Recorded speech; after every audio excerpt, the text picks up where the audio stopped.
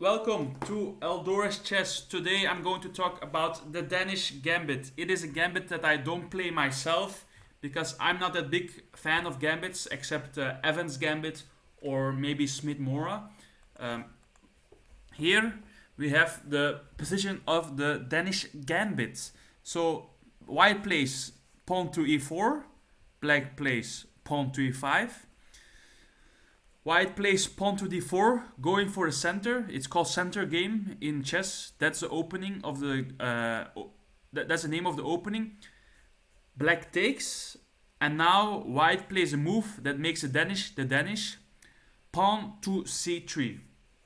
And this move is saying, I don't want my c pawn. You can take it because I'm going to develop my bishops. So the Danish Gambit. It is an aggressive line for white. It is very aggressive. You in most lines you lose 2 pawns for activity and initiative. But one of the reasons it's not that popular, like in general at high level, is because there are defensive resources for black.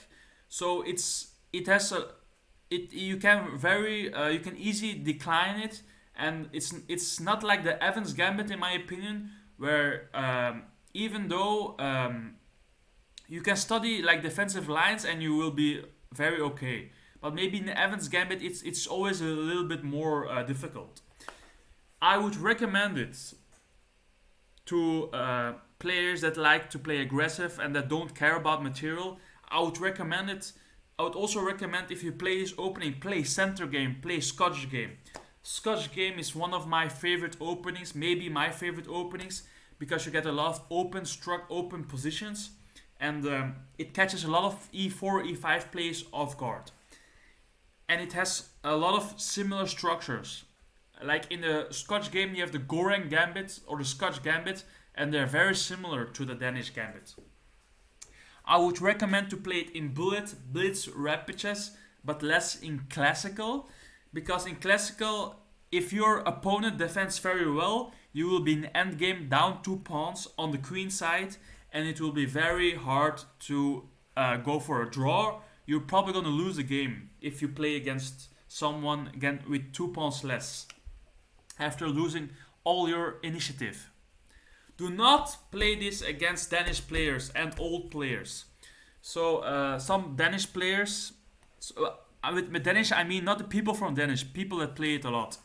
Because this opening is like a surprise. You want to play it in blitz and just crush your opponent who isn't well prepared. Or you want to play it against old players. Do not play it against old players because they've probably seen it somewhere and they know about it. If you play this against a young guy or girl, you will crush him in 12 moves if he doesn't know what he's doing. But also, it's just recommendation. If you like to play this in classical or you like to play this against everyone and you have good results, I'm not gonna stop you. So let's get to the business. So I'm gonna change my layout. Okay, here we are. Yeah, I'm using OBS.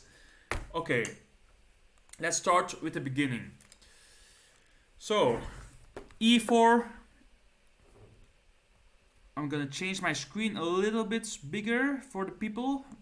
e4, e5, center game, takes pawn, and now we have the Danish Gambit.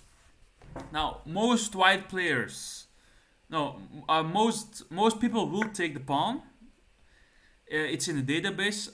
Personally, I wouldn't do it because I like to decline gambits because I like to be annoying. So if you play Smith Moore against me, I'm just going to decline the gambit. But we play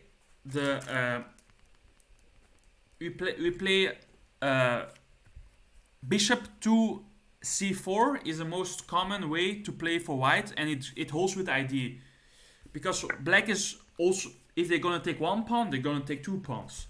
So now you have the bishop pair from hell. And in this position, white has 5 pawns and black has 7 pawns. So that's 2 pawns less for black. more for black, but white has his bishop pair from hell. His queen is active, and he has a very easy position to play. It's very straightforward. So the first variation I'm going to talk about is the classical defense. That's when knight to f6 is played. So I'm going to get later show one game every line in future videos, because I want to make it a short series. A very annoying move is pawn to e5. White is going to develop castle kingside, queen somewhere, and put his rook on very dangerous square. Let's say what Stockfish would play. So he would play... Stockfish says it's going to be something like this with if he trusts Stockfish. So it's going to be a very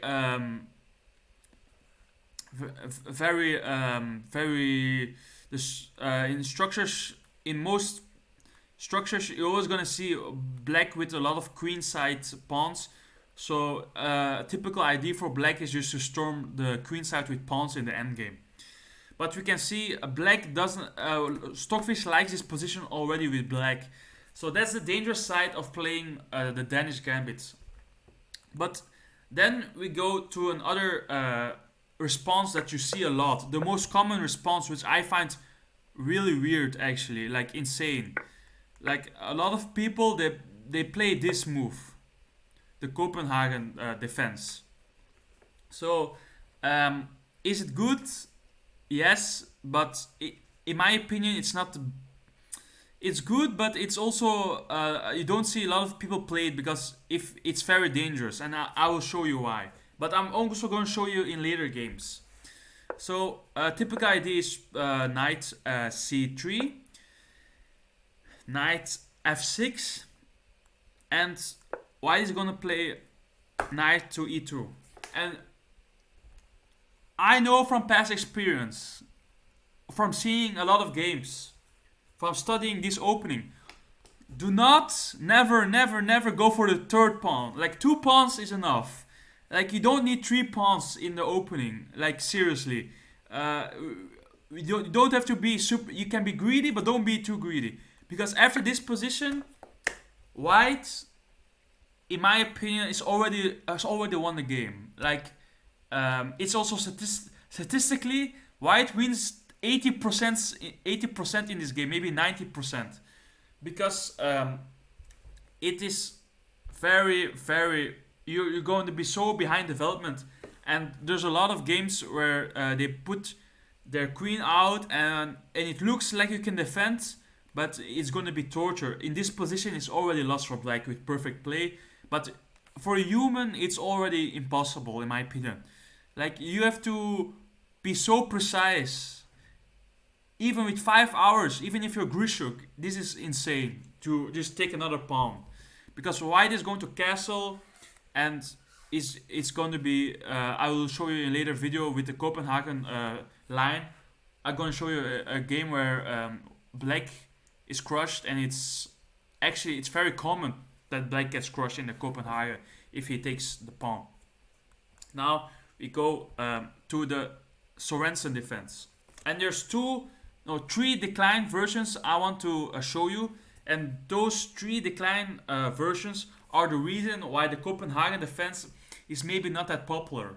And 2 are human defenses, and 3 is like a Stockfish engine line, very untraditional, very weird, where you defend with your queen. But I'll show you. So here black wants none of your business, and he just plays fuck you. I just play d5, and you don't have initiative, and I don't care about your stupid c pawn. So and this is a perfect defense for black, and it's very common in a Schlechter defense. It's also common. This d5 move is also this pawn to d5. Why is it good? Okay. Because it just messes up all white of plans. White wants to destroy the king side, but now the bishop can come into play. you have to take the pawn, or he gets a massive center, so you kind of have to do something, and you don't want to. You play the Danish Gambit to checkmate your opponent in under 12 moves, or you trust yourself that you're so good in end games and middle game that you just crush your opponent no matter what you play. But for instance, what does Stockfish say here? Just take. I'll let Stockfish play a little bit, eh? So this is Stockfish. So you can see black is not worse at all. Not worse at all. Maybe a little bit, but it's equalish, and it's a game that can go both sides. It's very, very dynamic in my position. Two isolated queen pawn, isolated c pawn. Very a lot of opportunity for both sides, and it's going to be a very interesting game. So I would definitely recommend the Sorensen defense if you want to play against the Danish.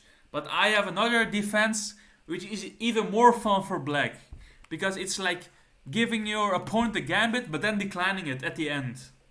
So this is the Slechter defense. So pawn e4, pawn e5, pawn d4, takes pawn. You take my pawn. Okay, this is the wrong one.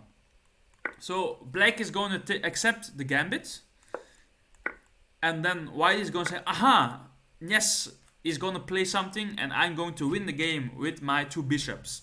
But then here comes black with this amazing move, d5. So this is called the Slechter defense. And it's again this annoying move that stops this diagonal, and now you have to take the pawn, you have to make decisions. The fun is gone, because it's an explosive move. Stockfish actually likes in this position knight c6, line that I haven't seen that much, or not too familiar with. But this d5 it's funny because you give white the gambit and then you decline it at last moment.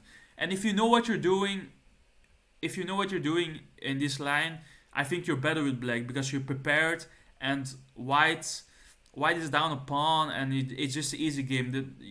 These games is just like white is gonna crush you with initiative, or you're gonna win the end game in most cases. But what I don't recommend is do never play this move. I don't recommend. Never play pawn to d3 to decline, because white is just going to take with the bishop, and white controls the center. White has easy development, and it's like, let's say let's say you have to start a game somewhere, and this is your opening position with black. Would you like to play it? Do you think it's equal? No. So I would always say, like, would you want to play things where if you switch your board with some other players and you have that exact same position, you wouldn't mind. So that's my lines. But then you have this amazing Stockfish line, queen to e2, which is just brilliant in my opinion, because it also stops all of white plans. And let's make Stockfish play this. You kill all the initiative.